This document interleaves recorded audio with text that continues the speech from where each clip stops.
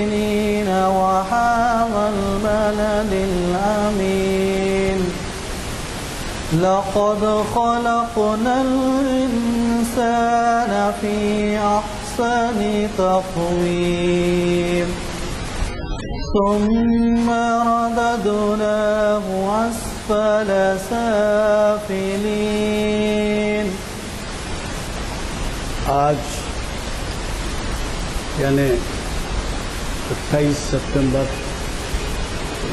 بروز چہارشنبہ ہماری یہ نشست محفل اقبال شناسی کی 635ویں نشست جامع مسجد عالیہ کے کانفرنس ہال میں بعد نماز عصر منعقد ہو رہی ہے، اور میں اللہ نظامی محافل کا خادم آپ سے مخاطب ہوں. حضرات، ابھی آپ نے اسلام قاری محمد صاحب بات کرنا چاہتے ہیں کہ ابھی اتفاق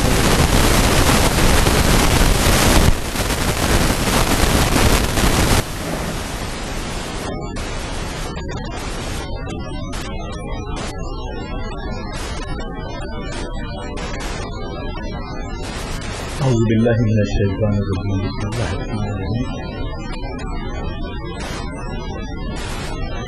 معزز حاضرین،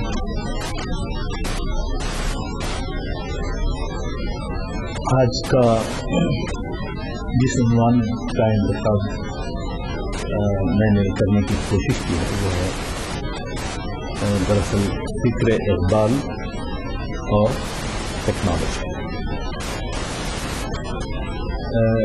اس عنوان کے ضمن میں بہت ساری مشکلات، مثلا یہ کہ ماہرین اقبالیات یہ کہہ سکتے ہیں کہ میں اقبال کو ٹیکنالوجی کا ماہر ثابت کرنے کی کوشش کر رہا ہوں.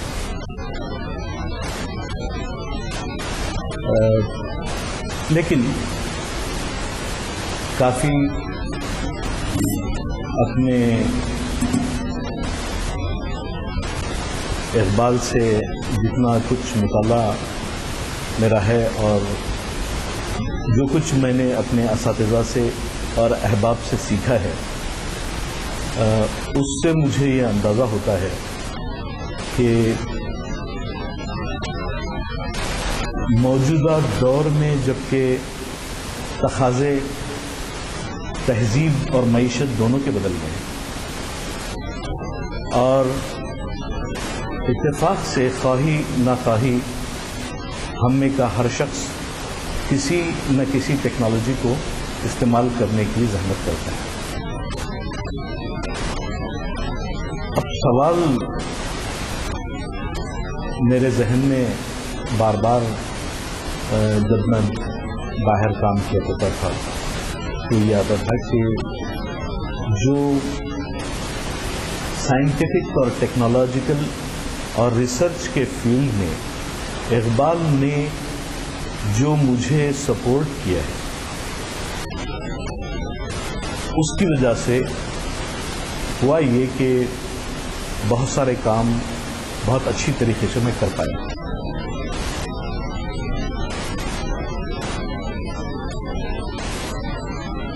میں یہ سوچتا ہوں آج کے دور میں جبکہ ہم آرٹس یا اکنامکس، فلسفی، سائیکالوجی، سوشیالوجی، اینتھروپولوجی کی بات ہی نہیں کرتے، اور جب ہم بات کرتے ہیں تو انجینئرنگ کی، میڈیسن کی، سائنس کی اور ٹیکنالوجی کی بات کرتے ہیں.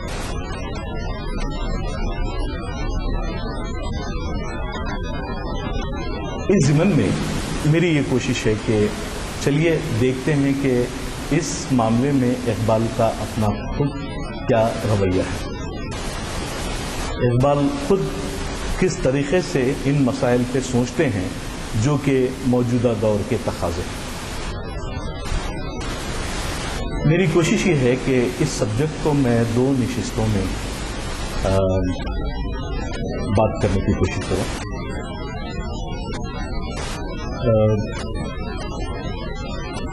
آج کی اس نشست میں آپ کو یہ بتانے کی کوشش کروں گا کہ ٹیکنالوجی کیا چیز ہے. What is technology? It's a very simple question.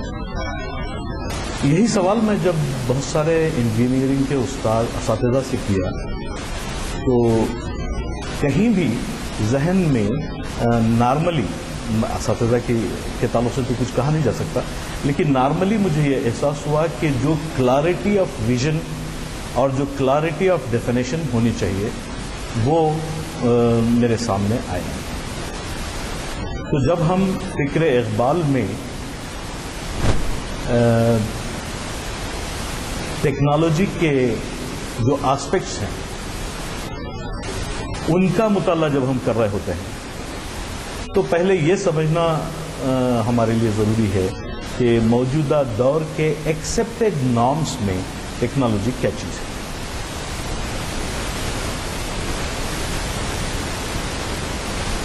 The branch of knowledge that deals with creation and use of technical means and their interrelations with life, society and environment, drawing upon such subjects as industrial arts, engineering, applied science and pure science. Technology deals with these aspects. The moment your child go to an engineering college, he should know what he is actually doing.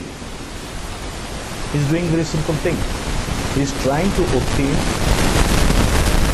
وہ یہ چاہتا ہے کہ یہ جو field آپ کے سامنے ہے کہ کسی چیز کی تخلیق کے ضمن میں، کسی چیز کو بنانے کے ضمن میں جو میکینزم یا جو انسٹرومنٹس جس قسم کا میتھڈ یوز ہو رہا ہے اس کی تعلیم حاصل کی جائے، اس کی نالج حاصل کی جائے، اور انجینئرنگ ہو یا میڈیسن ہو وہ وہاں اس ٹیکنالوجی کو استعمال کر سکتا ہے. ٹیکنالوجی کا ایک اور ڈیفینیشن ہے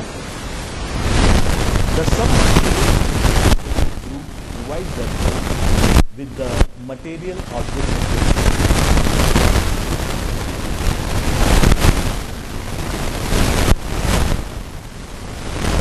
میں یہ ڈیفینیشن آپ حضرات کی خدمت میں اس لیے پیش کر رہا ہوں، میں یہ جاننا چاہتا ہوں آپ حضرات کی مدد سے کہ اقبال نے اپنی سیویلائزیشن کو کیا کیا اور اقبال نے جو کچھ بھی حاصل کیا ہے اس کا طریقہ کار کیا ہے. جب میں یہ بات اپنے محدود علم کا اندازہ ہے اور اس بات کا بھی خوف ہے کہ آج تک کسی نے بھی اس ٹاپک پہ شاید ہی کوئی بات لکھی، لیکن جب میں یہ پڑھتا ہوں کہ زہر آب ہے اس قوم کے حق میں میں افرنگ جس قوم کے بچے نہیں خوددار و ہنرمند، تو میری بات سمجھ میں آتا ہے کہ جب اقبال خودداری کی بات کرتے ہیں تو وہ سویلائزیشن، تہذیب اور کلچر سے متعلق ہے، لیکن جب ہنرمندی کی بات کرتے ہیں تو وہ کیا کرتے ہیں؟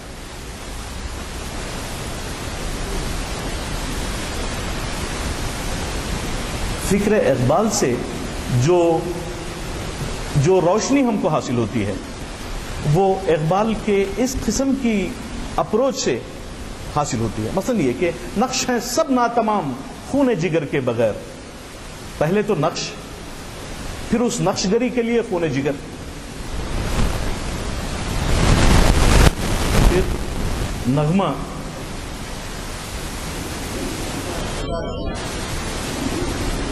خون جگر کے بغیر. ہمارے تمام نغموں میں خون جگر شامل ہے؟ اٹس اے کوشچن مارک، کیونکہ خون جگر کی شمولیت سے آپ کے سامنے کی دنیا بدل جاتی ہے، اور خون جگر کی ایبسنس کی وجہ سے آپ کے پاس کوئی چیز جو بھی ہوتی ہے وہ ایک مہمل اور بے معنی بن کے رہ جاتی ہے. Hence,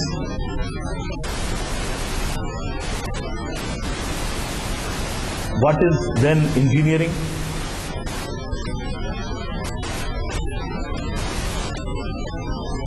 Engineering is the discipline art, skill and profession of acquiring and applying scientific, mathematical, economic, social and practical knowledge.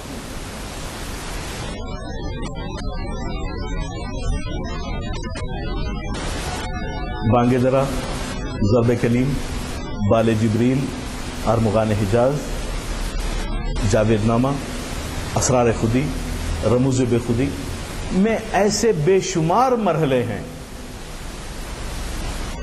کہ جہاں آپ کو یہ محسوس ہوتا ہے کہ اقبال آپ کو اپنے دور میں ایک بہترین صلاحیتوں کے حامل انسان کی حیثیت سے دیکھنا چاہتے ہیں. جب میں یہ بات کہہ رہا ہوں آپ کے سامنے تو ابھی خرت کلام پاک میں ایک آیت یہ تھی، لقد خلقنا الانسان فی احسن تقویم. تو قرآن میں بے شمار بار اللہ تعالیٰ نے یہ کہا ہے کہ you are definitely an individual that has been created for the benefit of the humanity. You have been bestowed with all the qualities that are required to benefit the humanity. اللہ تعالیٰ یہ بھی کہتا ہے کہ خلیفۃ اللہ فی الارض، فرشتوں سے کہتا ہے کہ خالا انی عالم ما لا تعلمون، کہ یہ جو میرا خلیفہ ہے یہ جب دنیا میں جائے گا تو یہ کیا کارنامے انجام دے گا یہ میں جانتا ہوں اور تم نہیں جانتے. تو علامہ اقبال کی اقبالیت، علمیت اور عظمت دراصل کلام مجید کی وجہ سے ہے، اسلام کی وجہ سے ہے. بڑے بڑے علماء اور حکماء نے یہ بات کہی ہے کہ علامہ اقبال کی بڑائی دراصل اقبال کی اسلامیت کی وجہ سے ہے. آپ یہ تو نہیں کہہ سکتے کہ اللہ تعالیٰ نے قرآن میں ہر مرحلے پر انسان کو یہ یاد رکھنے کے لیے کہا ہے کہ احسنی تقویم پہ اس کی تخلیق بھی ہے اور وہ اللہ تعالیٰ کا نائب ہے. تو وہاں سے یہ جواب نکلتا ہے، انسان کو یہ جواب دینا پڑتا ہے، انسان کو یہ بات کرنی پڑتی ہے کہ تو شب آفریدی چراغ آفریدہ.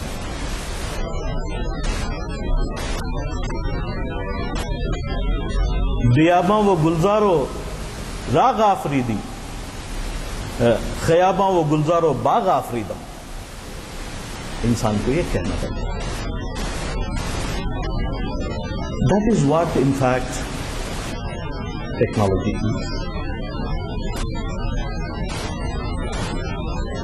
کہیں بھی اقبال نے،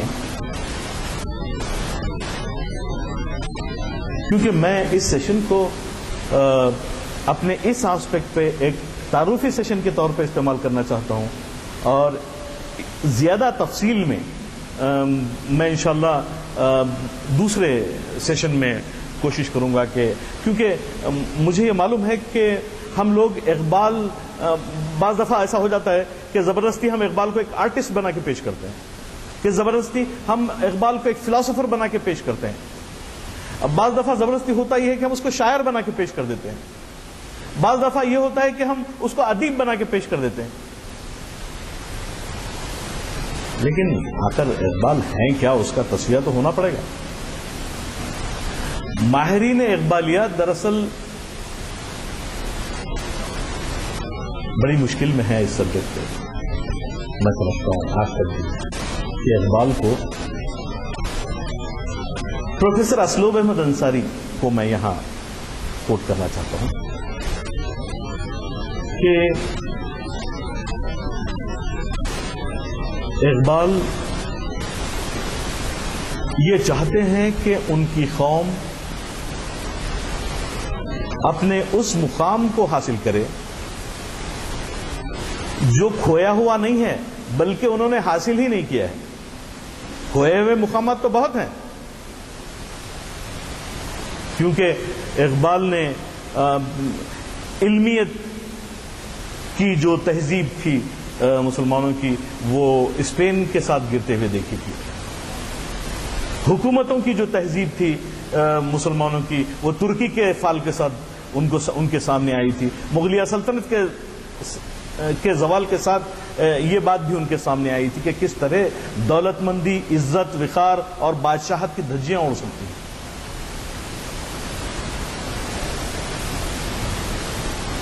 لہذا اقبال کسی منجمد یا اسٹیگننٹ فورس کی طرح ایک مقام پہ ٹھہر کر کسی بات کا رونا ان کے لیے یہ ممکن نہیں تھا.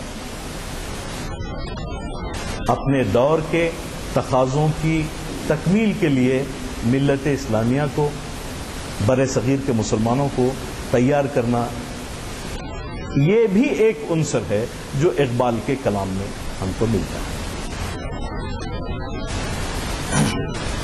اقبال فکری اعتبار سے اپنے زمانے کی پیداوار ہی تھے، لیکن ہر صاحب فکر کی طرح اپنے اثر میں قید ہو کر نہیں رہ گئے، بلکہ ان کی نظر اپنے ماضی پر تھی اور مستقبل پر بھی. اثریت، کانٹمپرری ٹائم، کبھی کبھی اپنے وقت کو یا موجودہ زمانے کو ہی سب کچھ سمجھ لیتا ہے، جیسا کہ ہم لوگ آج کل سمجھتے ہیں کہ if we are a winner، اگر ہمارے پاس کوئی چیز آ گئی ہے جس کو ہم نے حاصل کر لیا ہے اپنی محنت اور تگودوں سے، تو ہم زمین پہ نیچے دیکھنے کے لیے تیار ہی نہیں ہوتے. ہماری سمجھ میں یہ بات ہی نہیں آتی کہ یہ فینومینا ایک ٹیمپرری فینومینا ہے، یہ غیر مستقل فینومینا ہے. ہماری سمجھ میں یہ بات آتی ہے.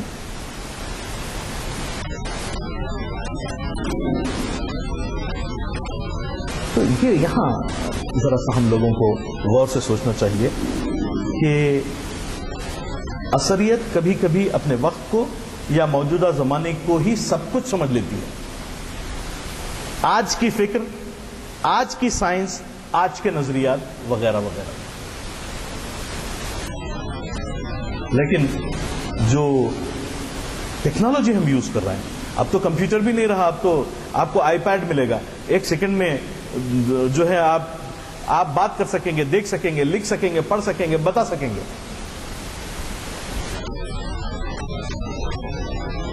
خیر، اقبال کو ایک فکرمند انسان کی طرح یہ شکایت ہمیشہ رہی کہ وہاں بدلتا ہے لہجہ لہجہ، یہاں بدلتا نہیں زمان. کہ ہم لوگ یعنی ملت اسلامیہ دنیا کے بہترین گیجٹس کو پروڈیوس کرنے کے بجائے وہ ان کی ایک صارف محض، ایک کنزیومر محض ہو کے رہ گئی ہے، اور ساری دنیا ان کی اس بے وقوفی سے فائدہ اٹھاتا ہے. چاہے آپ کو ضرورت رہے کسی آبجیکٹ کی یا نہ رہے، دنیا نے اس آبجیکٹ کو آپ کی عزت اور وقار کے سمبل کے طور پہ بنا کے سامنے رکھا ہے، اور آپ بھی یہ سمجھنے لگ گئے ہیں کہ وہ گیجٹ آپ کے لیے عزت اور وقار کا باعث ہے. اس کے بغیر سماج میں، سوسائٹی میں آپ کی کوئی وقت نہیں.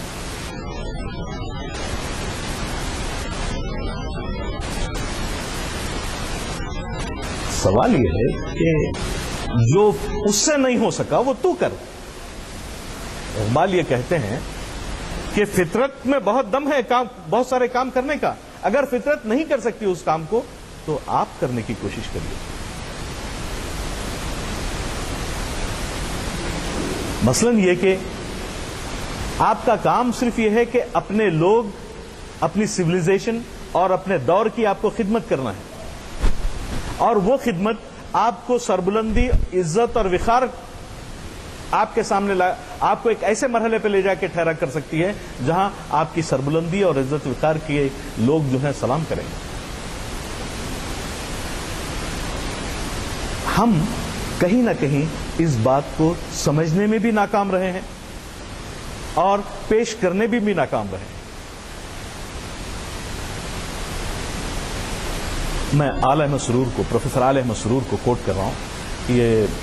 میں سمجھتا ہوں کہ سارے لوگ جانتے ہوں گے کہ آل احمد سرور انگریزی کے پروفیسر تھے علی گڑھ یونیورسٹی میں، اور اپنے دور کے بہترین ماہرین اقبال میں سے تھے جو کبھی اپنے آپ کو ماہر اقبال کہتے ہیں. وہ کشمیر میں اقبال چیئر کے چیئرمین بھی تھے. ان کی ایک کتاب ہے دانشور اقبال، اس میں سے میں یہ کوٹ آپ کی خدمت میں پیش کرتا ہوں.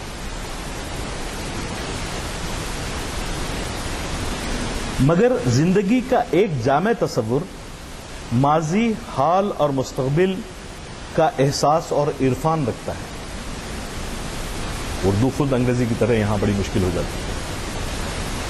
جب آپ کام کی بات کسی بھی زبان میں کرتے ہیں تو وہ کام اس زبان کی ٹیکنک بدل دیتا ہے. اب یہاں دیکھ لیجیے کہ زندگی کا ایک جامع تصور ماضی، حال اور مستقبل تینوں کا احساس اور عرفان رکھتا ہے.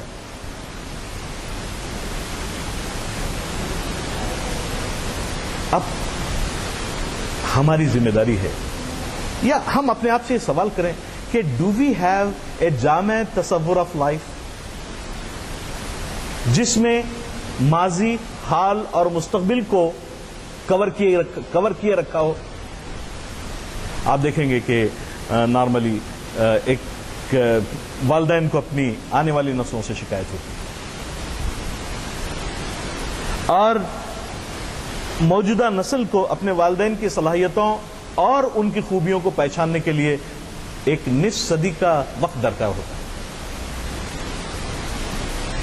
جب آپ کا بچہ 50 سال کا ہو جائے گا تب وہ بولے گا کہ my father is best, my family was best. لیکن جب 20-25 سال کا ہوگا تو بولے گا کہ صاحب یہ تو مجھے تنگ کرتے ہیں، یہ مجھے گھر سے نکلنے نہیں دیتے، یہ مجھے یہ کرنے نہیں دیتے اور یہ مجھے وہ کرنے نہیں دیتے. لیکن جب اس کے سامنے اس کی نئی نسل آ کے ٹھہرے گی اور وہی ڈرامہ ریپلے ہوگا، ایکشن ریپلے جب سامنے آئے گا، تب اس کو یہ سمجھ میں آتا ہے کہ اس کا his father was the great man in the world.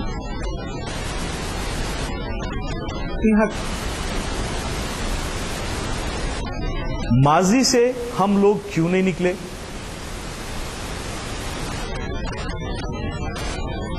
چند دن پہلے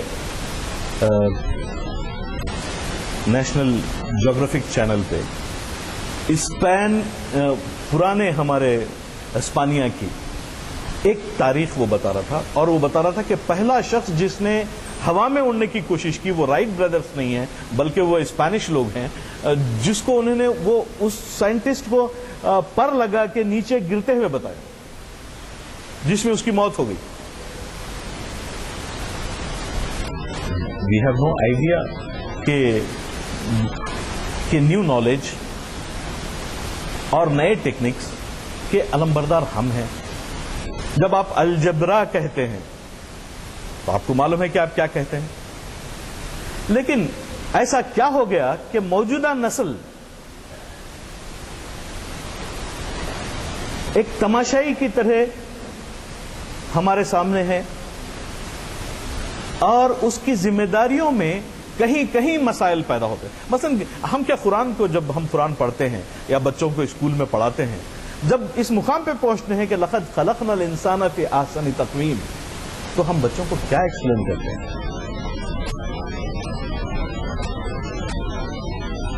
یہ ایک سمجھنے کی بات ہے.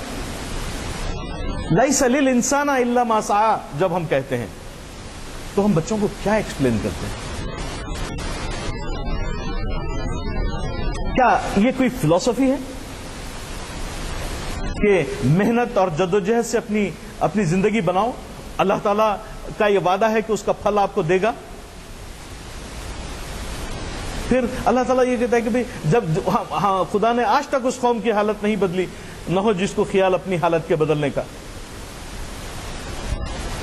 تو یہ جو حالت کے بدلنے کا جو کانسیپٹ ہے، یہ حالت کے بدلنے کا جو تصور ہے، آخر کیا ہے؟ کون سی چیز؟ اپنی زندگی کے طور طریقوں کو بدلنا پڑے گا، اپنی سوچنے اور سمجھنے کے انداز کو بدلنا پڑے گا.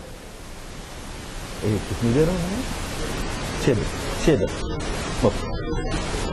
جی، تو انشاءاللہ اس سبجیکٹ پہ اسٹڈی ابھی میری طالب علمانہ کوششیں اس سبجیکٹ پہ میری جاری ہیں، اس پہ بات ہوتی رہے گی، لیکن میں یہ اس کو کمپلیٹ کر لیتا ہوں. زندگی کا ایک جامع تصور ماضی، حال اور مستقبل تینوں کا احساس اور عرفان رکھتا ہے. حال میں ماضی چھپ چھپ کر اپنا جلوہ دکھاتا ہے. آج، یسٹرڈے आके आपको ट्रिक करता है। गया हुआ कल वो आपके सामने आके आहिस्ता आहिस्ता बताता है कि तुमने कल क्या अचीव किया था और क्या अचीव नहीं किया था। तो yesterday always appears in today. और हाल की वारदात में मुस्तकबिल की परछाइयां मिलती हैं। हमारे असातिज़ा हमारे एक दोस्त को ये कहते थे कि ये होनहार बिरवा के चिकने चिकने पात। तो बहुत जमाने तक इसका मतलब का हमको पता नहीं चला कि आखिर वो कह क्या रहे हैं। बाद में पता चला कि वो ये कह रहे हैं कि ये एक बासलाहियत लड़का है, ये आज अपने कल को बता रहा है, अपने आने वाले कल को बता रहा है।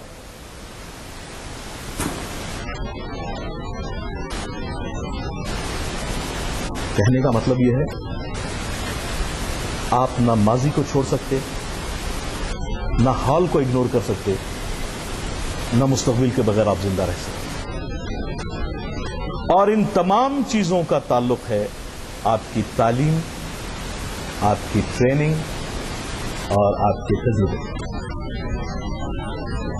इन तीनों चीजों में से देखिए, मैं गालिबन आप हजरात के लिए बात उतनी ज्यादा नहीं कर रहा हूं जितना कि आपके बच्चों के लिए कर रहा हूं, क्योंकि ये जो एक्सेप्टेड नॉर्म है कि टेक्नोलॉजी के बगैर, मैं कहता हूं कि भाई अगर आप इसका एक सर्किट बना दीजिए, यू आर ए बिलियनर। आप इसका एक मदरबोर्ड बना दीजिए, यू आर ए बिलियनर। हमारे बच्चे 5-5, 10-10 साल यूनिवर्सिटीज में जाते हैं इस इरादे के साथ कि वो ऐसा प्रोडक्ट, ऐसी चीज या ऐसा काम करेंगे कि जब वो बाहर निकलेंगे तो उनकी एक वैल्यू होगी। ये बात सही है कि गलत है? हम बच्चों को यूनिवर्सिटीज और कॉलेजेस और टेक्निकल इदारों को इसलिए भेजते हैं कि वो वहां से बासलाहियत इंसानों की तरह बाहर निकलें।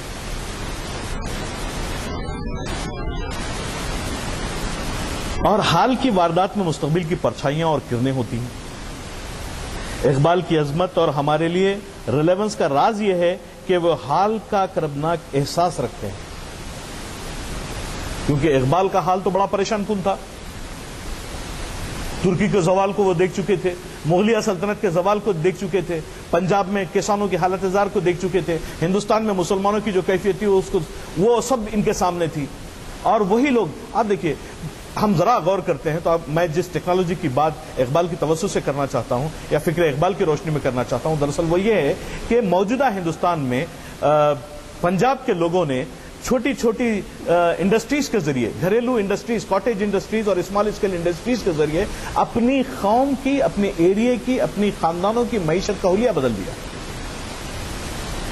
क्रिश्चियनों ने, आज तो खैर हमारी हालत बेहतर है after so many years, Christians ने एजुकेशन को एक इंडस्ट्री बनाकर अपनी कौम की हालत को दुरुस्त किया। तो जब हम गौर करते हैं तो हम एक अपॉलोजेटिक, शिकस्त खोरदा मुकाम पर हैं, जहां से हमारे हाथ दराज होते हैं और हम चाहते हैं कि कोई आए और हमारी तकदीर बदल दे। और दुनिया में ऐसा नहीं है। कौम बासलाहियत कौमें जीती हैं और बेसलाहियत कौमें आउट हो जाती। और इसकी मिसाल के लिए बहुत दूर बाबल व नैनवा जाने की हमको जरूरत नहीं है। आप ये गोलकुंडे की तहजीब का क्या हुआ? गोलकुंडे की इतनी मोटी मोटी दीवारें आज भी हमारे सामने मौजूद हैं। कहां है उसके वारिस? उस तहजीब के वारिस कहां हैं? तो मतलब यह है कि बासलाहियत कौमें जिंदा रहती है। ये अल्लाह वकम अहलकना मिन क़रियतिन बतिरत मईशतहा, कि अल्लाह ताला ये कहता है कि कितनी ही बस्तियों को हमने बर्बाद कर दिया है जिसके लोग अपनी मईशत पर इतरा गए थे। तो हम जरा सा आज के जमाने में सबके पास 4 पैसे ज्यादा आ गए हैं, तो जमीन पे एहतियात से चलने में ही सलामती है। वजूद जिसका नहीं जज्बे खाक से आजाद,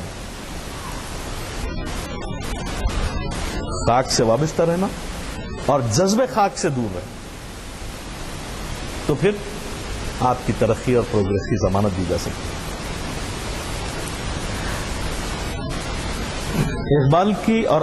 इकबाल की अजमत और हमारे लिए रेलेवेंस का राज यह है कि वो हाल का कर्बनाक एहसास रखते हैं, آتش رفتہ کا سراغ بھی لگاتے ہیں اور کسی اور زمانے کا خواب بھی دیکھتے ہیں. ایسا زمانہ جس میں ہم لوگ محنت، جدوجہد، دستکاری، فنون، arts, architecture, technology, engineering, economics کے ذریعے مسلمانوں کی عزت و وقار میں اضافہ کریں گے. کیونکہ قرآن نے جب آپ کو مخاطب کیا ہے اور یہ کہا ہے کہ خلیفۃ اللہ فی الارض ہیں، تو آپ کی عزت تو رہنی ہے، اور اگر نہ رہے تو پھر بہت مشکل ہے. یہ سبجیکٹ بہت مشکل ہے. اس میں ہم کو اپنا محاسبہ کرنا ہے. یعنی کوئی لیڈرشپ آپ کا محاسبہ نہیں کر سکتی. باہر بڑی بڑی تقریریں ہو سکتی ہیں کہ your economic development, your educational development, your prosperity, your happiness. We can talk a lot about that. لیکن you and you alone can change your world. جب تک آپ کے ہاتھ میں جادو نہیں ہوگا، جب تک کہ آپ کے انگلیوں میں کریٹیوٹی نہیں ہوگی. اس کے لیے کئی باعزت باوقار قوموں کی ایگزامپل ہم لے سکتے ہیں، ہم اس کو بعد میں. سرور صاحب لکھتے ہیں کہ اقبال کی معنویت اس وجہ سے ہے کہ انہوں نے کولونیلزم کے دور کی مغربیت اور مذہب سے دوری اور یورپ سے مروبیت کے عناصر کے خلاف جدوجہد کی. ایک نو آبادیاتی نظام اور